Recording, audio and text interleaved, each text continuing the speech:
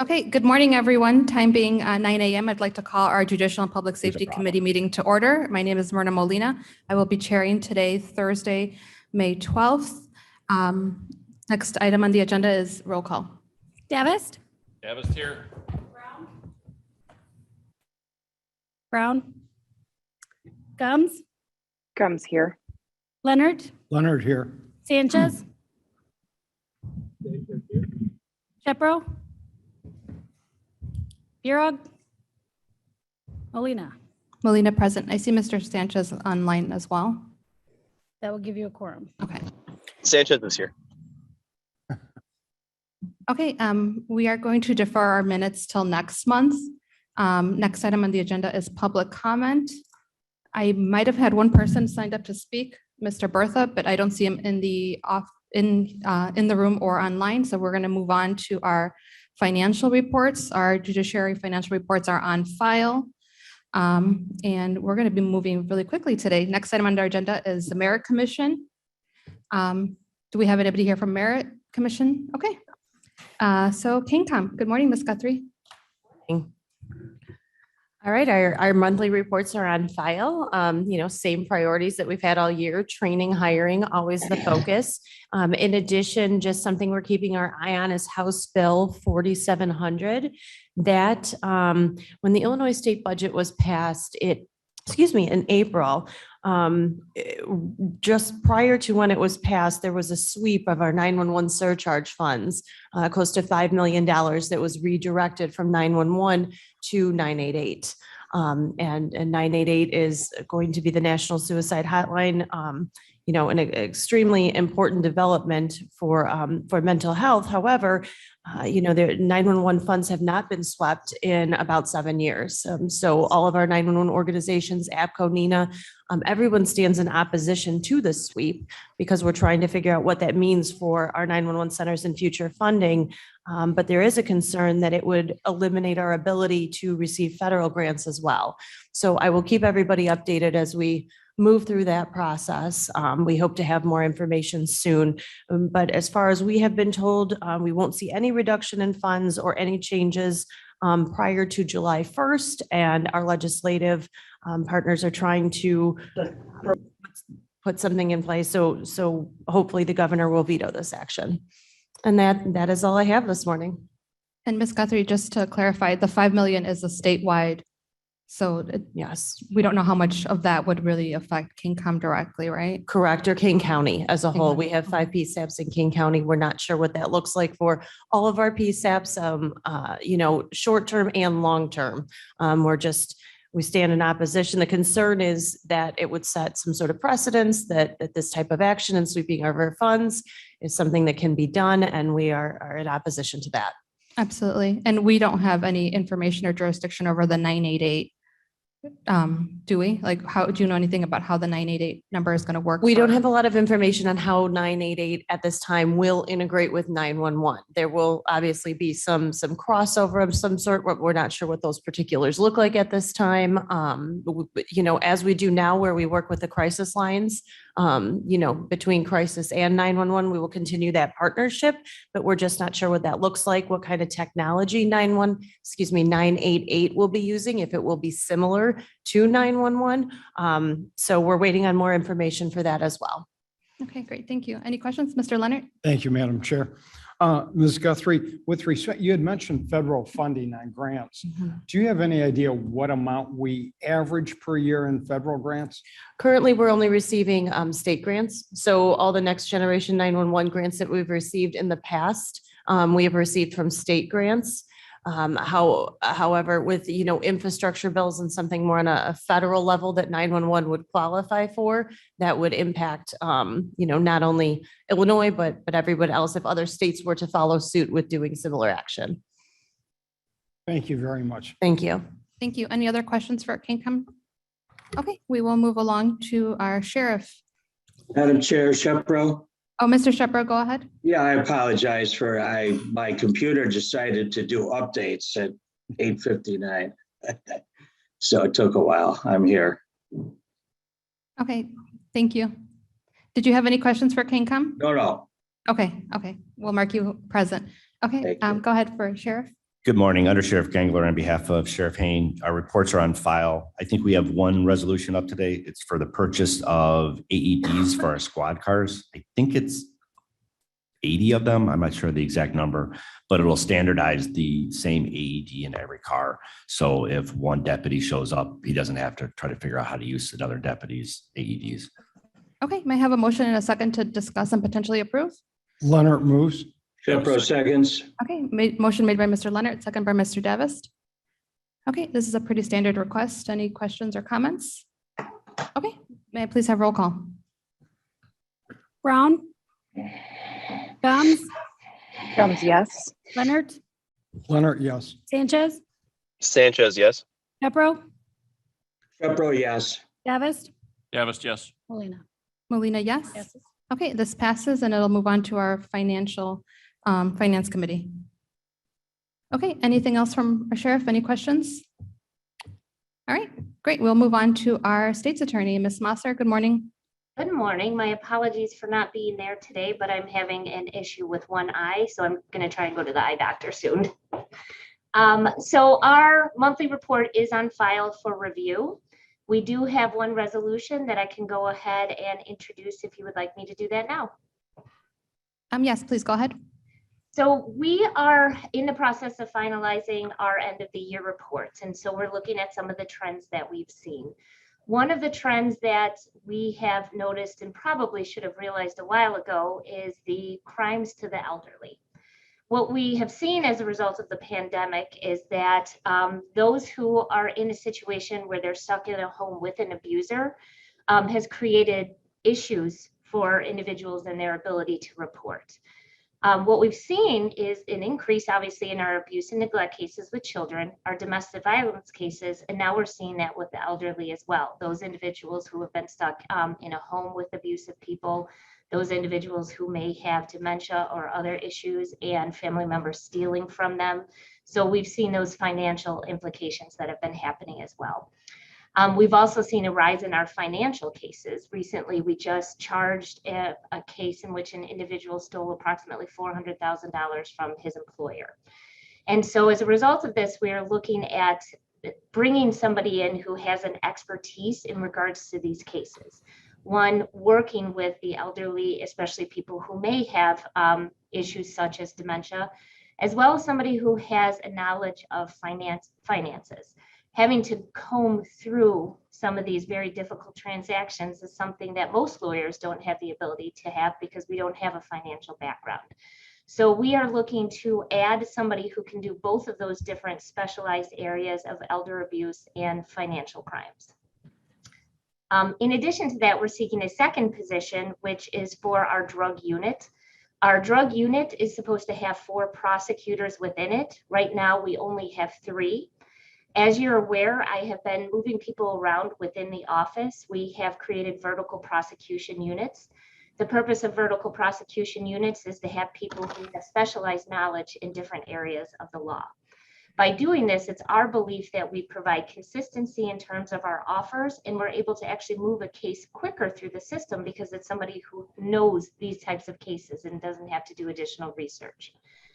We had a person in our office who was supposed to go into the drug unit. All of that was going to go consistently with a change that we had been discussing with the chief judge about having our second floor be all domestic violence and DUI cases. And once that happened, a person was going to be able to leave a courtroom and go into the drug unit. However, because we now have to deal with the Pretrial Fairness Act and implement that in our county, and because we were lucky enough to be chosen as a pilot site for that, we're unable to make that transition. And so as a result of that, we need to hire somebody to go into the drug unit specifically to work with our class 3 and 4 drug cases. Now, these are the cases where it's possession, which means people are having addiction issues. And we want to be able to divert those individuals into treatment instead of having them go through a lengthy criminal court system. Obviously, drug cases, as we know, because of addiction, is something that we are seeing trending up as well. So that is why we are in need of an additional person to hire. The good news is that once we have the Pretrial Fairness Act in place and once we are able to convert our second floor, that additional person can then be one of the people that we know we are going to need for the Safety Act purposes that are coming into effect on January 1st. So at this time, I'm asking for the creation of those two positions within my office. We have discussed this with Mr. Anzik, who has suggested where the funding would come from that, and then it is included in our resolution. And I would be more than happy to answer any questions at this time.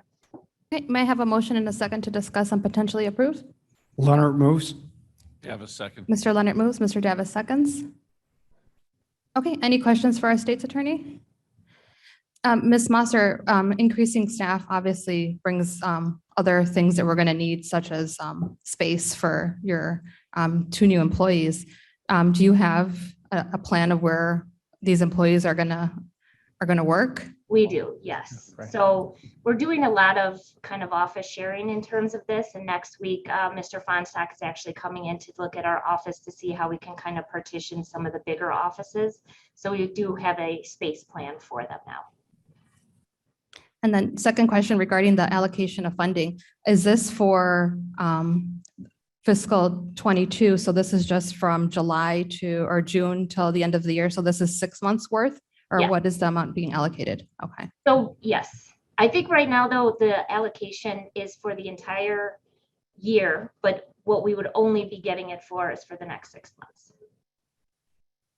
Sure. Even though I'm not a member of the board, could I ask Ms. Masser a question? Please go ahead, Chief Judge. So Ms. Masser, Chief Judge Hull, and so as it relates to the second floor project, one of the other impediments is the fact that the public defender's down a position. Is that not down a position, but when we implement your plan for the second floor, if we do that, we've identified the fact that in doing that, the public defender's office doesn't have the necessary assistant public defenders to cover that courtroom as you've designed it. Is that correct?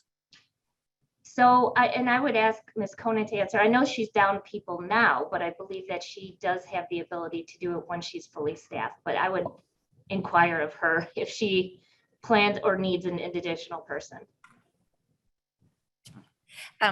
You're up. Thank you. Yes, in regards to the second floor project, we would, even fully staffed, would still be down one attorney, which will be a part of my budget in the upcoming year. I mean, I think Or to, 2023, sorry. I think, and I say, Masser, I don't want to misspeak. So, but in talking about the second floor project, Mhm. Ms. Masser came to us as a group and had an idea as to how she thinks that the judicial system as a team could combat domestic violence. And this was this idea of putting all the DUI and DV cases, family cases on the second floor. In doing that, we spent a lot of time working together and with the clerk's office to try to figure out numbers and courtroom staffing. But again, it was my understanding that once we implemented that, Ms. Masser's goal of putting the ASAs in the courtroom was going to result in the PD having to restructure and reshift as well. And in that restructuring and reshifting, the state's attorney's office had the necessary assistance, but Ms. Conant did not. And I just want to make sure that that's something that we've identified for the county board and for this, because as we move forward, if we want to implement that second floor plan to do it and to do it the way that we need to do it to be successful, we need Ms. Conant to have an equal number of an equal number of assistant public defenders to be able to do it effectively. Ms. Conant, Ms. Masser, any comments or thoughts on that? No, I would agree. Okay, so not anything that pertains to this, but when Ms. Masser talked about the second floor plan, I wanted to make sure that I was forthright and upfront about the fact that in order to make that plan work, we're coming to you in the next, in our budget cycle to ask for an additional assistant public defender to be able to equalize that and make that process work. Thank you, Chief Judge. I think that's kind of where we want to make sure when we're adding additional employees, we know that there is a ripple effect, that it doesn't just end with one department. So when we ask for money to be allocated to one department, we're going to need that to be allocated to other departments. So I want to make sure that our financial director is kind of in the loop when it comes to these decisions. They're not silo. It's not a silo decision. It's not a silo effect. So I'm not sure if Mr. Anzik has been in the loop when it comes to these decisions, so I'm hesitant to push this forward until I know kind of like the full effect of where we're at financially with this. But I'm going to let Mr. Leonard speak. He might have some insight. Thank you, Madam Chair. I just wanted to mention that Mr. Ansick does know about the two states attorney's position. He understands that the funding is available. And I think in Ms. Conant's department too, not this year, but in 23, we will allocate money for that. It's truly a justice issue. We have to have defenders against the prosecutors. So, and we do have money available there too through either COVID or the American Rescue Plan. So the funding is available. We can handle it. And this is something that needs to be done now for everyone in King County. So I will support this resolution. Yeah, I always pause when it comes to using COVID funds because they're there until they're not, which is I think 2 years from now. So let's be, responsible when it comes to the, continuing to use COVID funds for something that isn't going to be only for 2 years. We're going to need these attorneys there for, 100 years. So we have to think about that as well. Mr. Shepro, go ahead. Yeah. Why do we need to actually approve this? I mean, doesn't the state's attorney have authority under internal control to implement this change? So I do, but that doesn't mean that I have the money for it. And I would like to be a good fiscal steward as a state's attorney, which means I don't want to just hire somebody and say, well, I've blown my budget. Can you just fix it afterwards? I'm trying to be very proactive with it. Okay. And I mean, the authorization that's really would be needed is the budget adjustment. Correct. Okay. All right. That makes sense. Thank you. Even with only one good eye, she's looking ahead. Bravo on that one. And joking aside, I mean, Mr. Leonard, could I have a comment, please? Madam Chair Parag, I think Mr. Davis was in the middle of a. I'll defer to the chairman, let her go first. Seems like the right thing to do. Ms. Parag, go ahead. Thank you, Mr. Leonard, for your courtesy. I truly appreciate it. This is Ms. Molina. We sound alike, but go ahead. No, not at all. No, then I was going to say, thank you, Ms. Molina. Please, let me finish. I agree with your comments, Chair Molina, regarding the fiscal management of this. We do have to be mindful that the American Rescue Plan and COVID money is a short-term fund balance. It does not sustain long-term needs. We're going to have to take a serious look at this. I am in support of this. Obviously, it's well needed and it's important for our community to have these resources and fair judicial presence and support. So, Jamie, you have my full support with this. But the funding part of it is something we have to take a look at for the long haul. So while we may have the COVID reimbursement funds available currently, they will not be currently available, as you had mentioned wisely, in the very near future. So I want to be mindful of all of that. And one other question, is this part of the Safety Act or is this separate from? No, this is separate from. This is just a need that we're identifying based on essentially trends that are happening as we go through this. And we'll see this often, that there are different things that happen. We've had trends where car burglaries were just escalating, things like that. And so this is just something we're identifying that we really think is because of the pandemic. Sure. No, sure. Absolutely. Okay, very good. Thank you again for letting me interrupt. I'll be quiet again. No, you're welcome. Mr. Leonard, did you have something to add? Thank you, Madam Chair. I just wanted to mention that Ms. Mossert had mentioned that one of these two positions is a requirement under the mandate. So in fact, that is half of this would be a mandated requirement that we're going to have to implement in the very near future. So it's not like we're adding two people and then the mandated people, we're actually adding one with an early mandate requirement under the Safety Act. Thank you. Ms. Gumbs, I see your hand was raised. Yes, thank you. I just kind of wanted to parrot on the COVID money. every time we discuss these positions, I'm in full support of this. We had a windfall of money. I'm using air quotes there. That was discovered, so that's a good start. But every single time we talk about hiring and adding wages, and the one word that comes to mind is sustainability.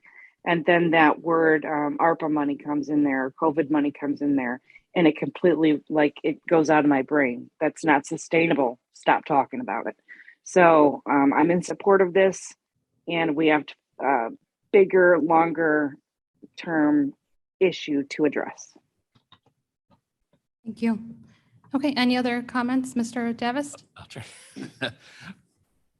Obviously, we hold the purse strings and we always have to be mindful of budgets. And I was happy to hear Ms. Masser refer to talking to Mr. Anzik about this ahead of time. As Bill pointed out, some of it is in response to the Safety Act, but it's also, what I'm happy to see is that it's prompted a lot of thought about how we do things. In the private sector, there's always a danger of, you know, why are we doing this like this? Because that's how we've always done it. And that's not a great way to, you know, apply yourself to a task at hand. So we're identifying things here like the elder abuse. And we have an opportunity to be, you know, for Kane County to be a leader again and look out for folks as we get older. I guess I'll have to start thinking about it myself. Gotta look out for you, Mike. Yeah. So, you know, so these things really are important, and we always will have to figure out a way to fund them.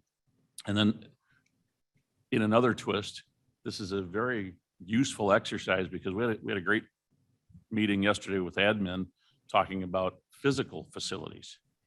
And so some of these changes that you're talking about, you know, literally who exists on which floor and which office and so forth are things that people like White and Company and we need to know, because as we move forward, all of these new people need a place to sit. We're already packed up. The Chief Judge is telling me how he's using closets and looking at empty ambulances and everything.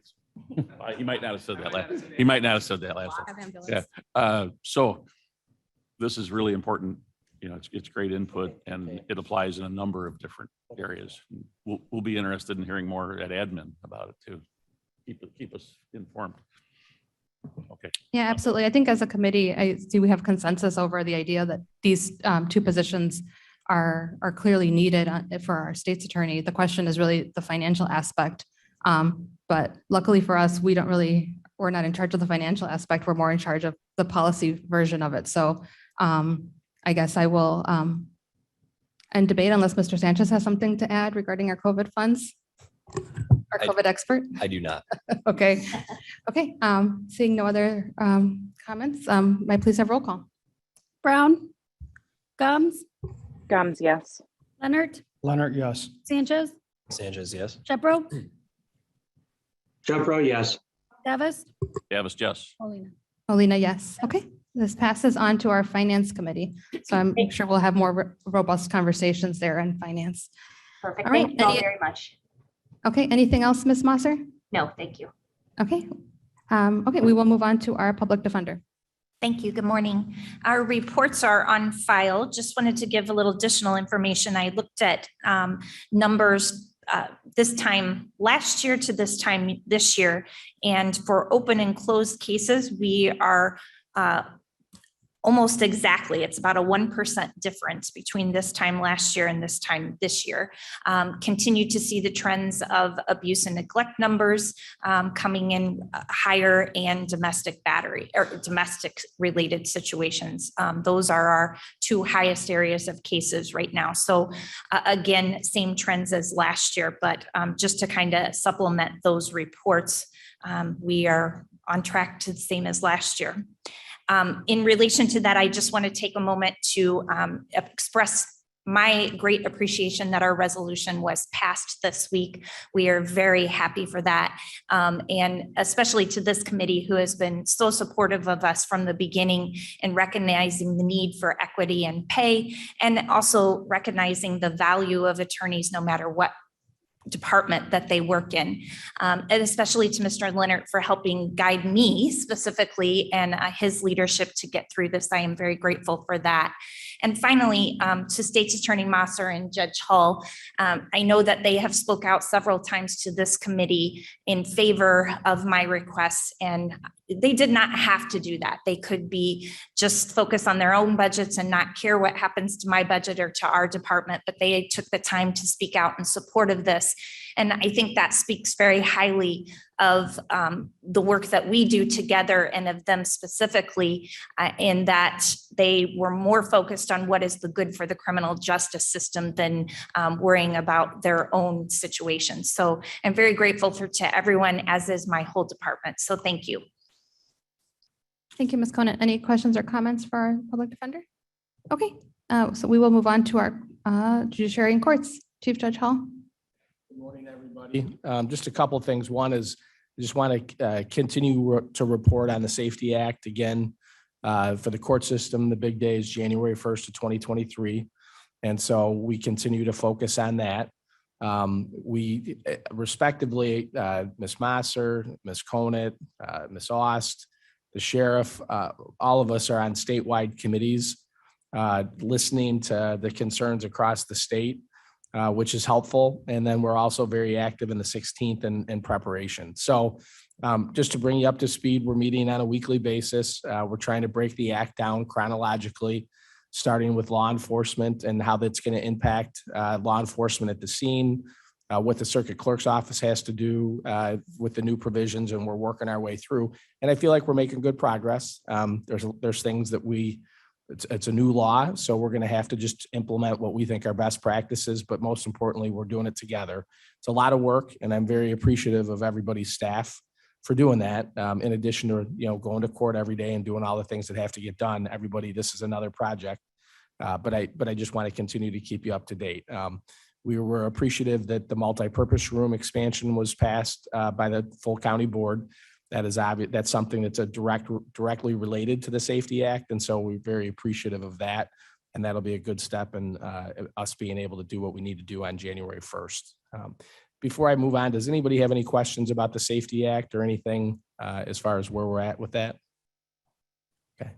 Second, you've heard us talk about the strategic planning document, just to bring you up to speed, because we haven't talked about it for a while. But again, Chair Molina and Madam Chair talked about, this was probably a year and a half ago, about the importance of trying to have a document so that we were all, when we talk about all of the justice partners, kind of rowing in the right direction and previewing for all of you what our goals were, instead of coming in at different times. And so as a result of the suggestion of Madam Chair, what we did is, again, we reached out, we were able to get a grant, and we have a facilitator from Colorado who's been working us through this process for about the last year now. And so she's come in, again, at no cost to the county, and a number of people here and a number of different offices have been involved in trying to identify and prioritize what we want to do in this system for the next 3 to 5 years. And so we are very, very close to having a final report. Timing wise, I think it's fantastic, because I know Mr. Davos talked about all the work that you're doing in admin, but I think that the timing of our report is going to coincide with your report. So I think that that's fantastic. And I look forward to bringing that to you. We did announce that Hallie Cox, who's our law librarian, our head law librarian, we've named her the Director of Strategic Planning. So we've given her the task of overseeing the implementation of all the different priorities. A really, really difficult position. When I went through the facilitator and she described all the attributes that person had to have, she had to be respected, she had to be likable, she had to be passionate, or he had to be hardworking, had to be able to build consensus. We're about 20 different boxes, and Doug and Andrea started by saying that that was her. And then when we got all those boxes checked, it was her. So we've done that. We've tried to bump her salary a little bit in recognition of that. Probably not enough to recognize that, but I think she'll do a fantastic job. So I look forward to bringing that to you as a group, very soon. And then the final thing that I wanted to say, and it echoes what Ms. Conant said, but So I've been a part of the county. So I was licensed in 1993. So I'm coming up on 30 years. I've spent most of my career in the 16th Judicial Circuit. When you start your career, you really don't know what the county board does. But as you get older and you continue to rise up, you learn more and more about how important the county board is. And I want to just start by just telling you that, as the chief judge for the last 2.5 years, I've had an up close view at how difficult your job is. And we come to you consistently asking for more and more and more. And then you as a body have to try to prioritize not only our needs, but transportation and everything else. And as I've sat here for 2.5 years, I'm really kind of in amazement as to all the work that you do. And also understanding that most of you have full-time jobs on top of this. But as Ms. Conant had said, when I thought about the resolution that was just passed, that brought the public defender's salaries in line with the state's attorney, it was one of the proudest days I've had as chief judge. And we were watching and following. And this is why. I know it's never easy, but a new idea, an idea like that has to start somewhere. And when I look at the county board, it started right here. This is where it started, in this room. And if you and this committee didn't give us your support, it wouldn't have gotten any place.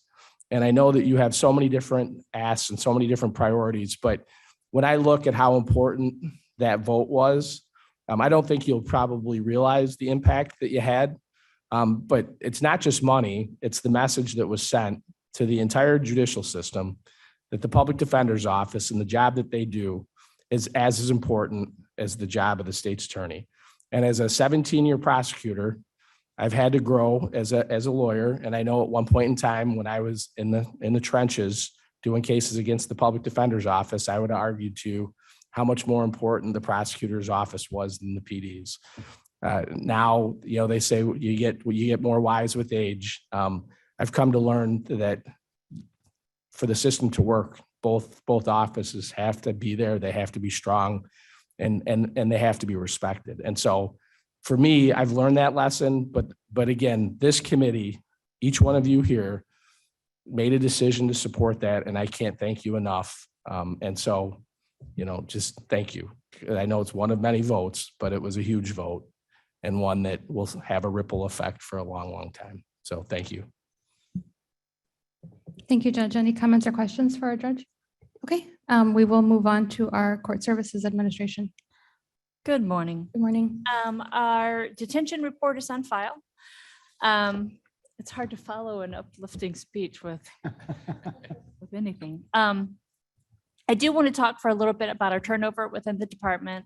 When you look at our materials that are on file, you'll see that we're under budget again this year, and it's halfway through the fiscal year. And part of the reason for that is I currently have 10 open positions in the juvenile detention facility. Over the last, or since January, from January through April, the first quarter, I had a 9% turnover within the department. That's 17 positions. Of those, 2 were retirements. One person with 33 years left the position, which is wonderful. I'm very happy for her and her long career. Another person had 21 years and she's retired and she's moving on. But this continues to be a difficult field. I mean, no doubt about it, especially in community corrections during the pandemic and in juvenile detention. They couldn't work from home and they came to work every single day. And a lot of low risk offenders were being deflected from the system, which meant it was a high concentration of the highest risk offenders that our people were working with. And so it's a high stress environment. So having said all that, we do exit interviews and we look at where they're going and what are they making and why are they leaving. And so we lost 4 people to Cook County because they started at $10,000 more a year. And so I don't want to keep, banging on that drum, but I want to make sure that I'm giving you good foreshadowing as we go into the budget cycle and we start talking about what our staffing needs and what does pretrial act look like and things of that nature. I had 2 people leave to go become mental health clinicians who were able to work from home because they don't want to work in person anymore. And then that also plays into later when we start talking about the pretrial safety act and needing perhaps more psychology staff. What's that going to look like? So this is more just making sure that I'm giving you the right information that we need as we have these conversations move forward. And I really don't have any resolutions or anything else this morning. Thank you, Ms. Austin. This is a conversation we have every month in our committee, but I know our Human Services Committee is also having it when it comes to our salaries for our county employees and how important that is to make sure that we're providing our employees with the best possible quality of life that they can have because of the service they provide us as residents here.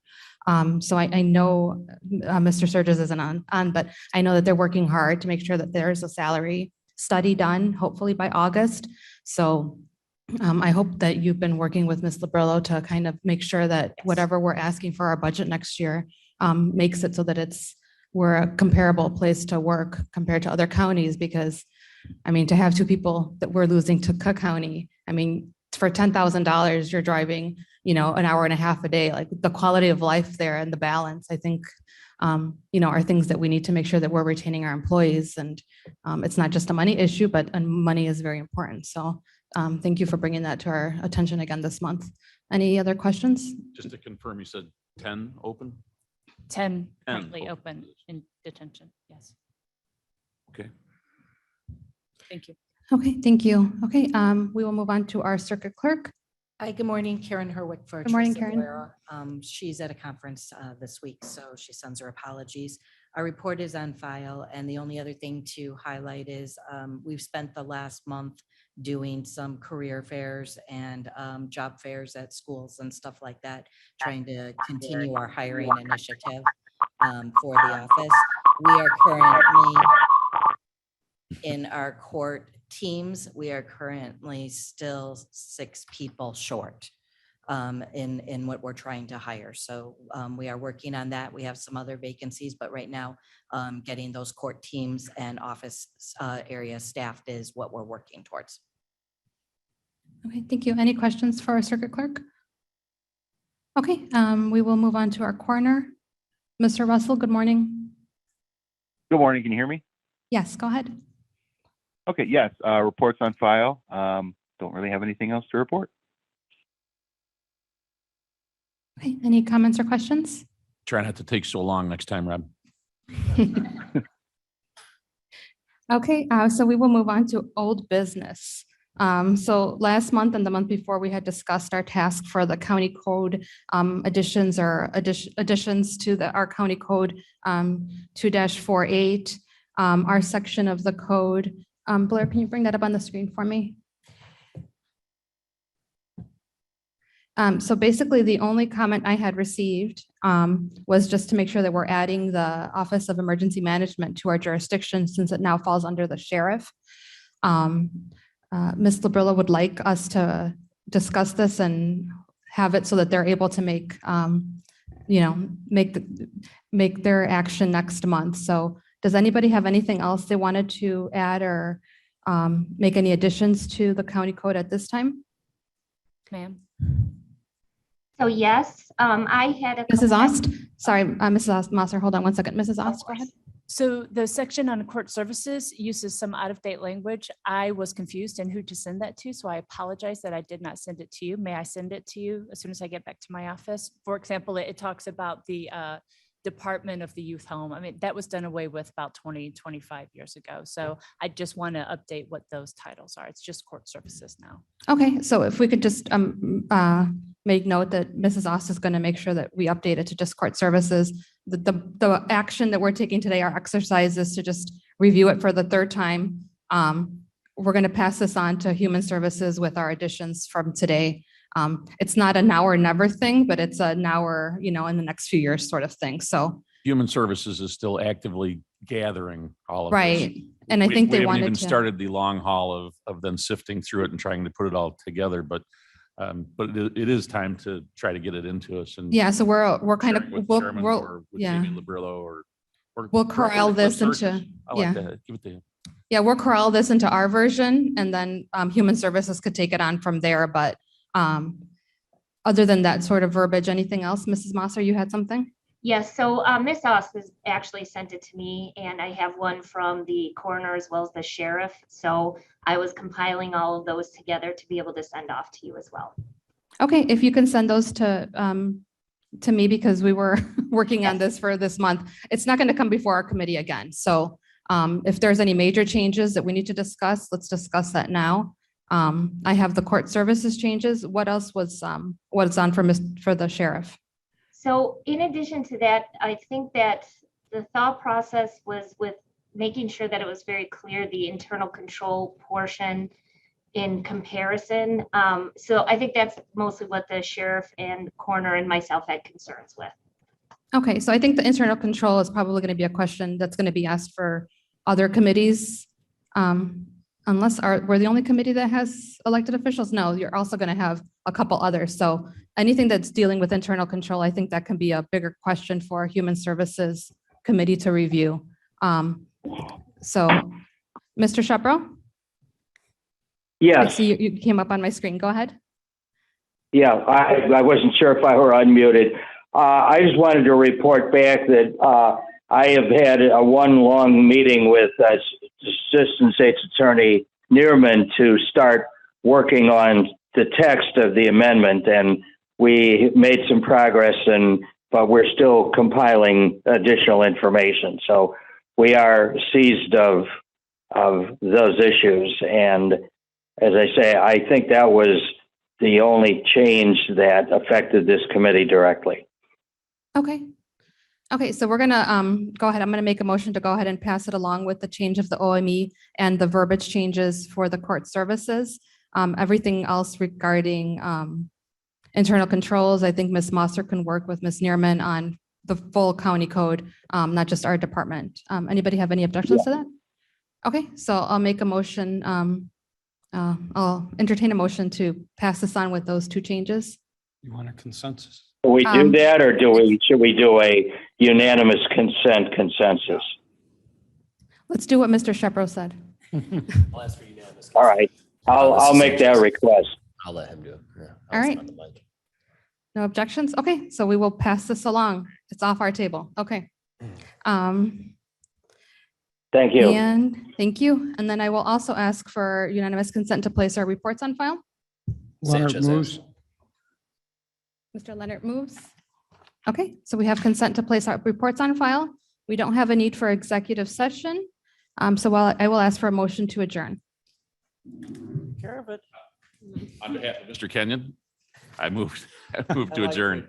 Okay, Sanchez motion to adjourn by seconds. Mr. Davis, second by Mr. Sanchez. Oh, did you do reports on file? I was talking to the. Yeah, we did judges that. as well. We did that. Then my motion stands.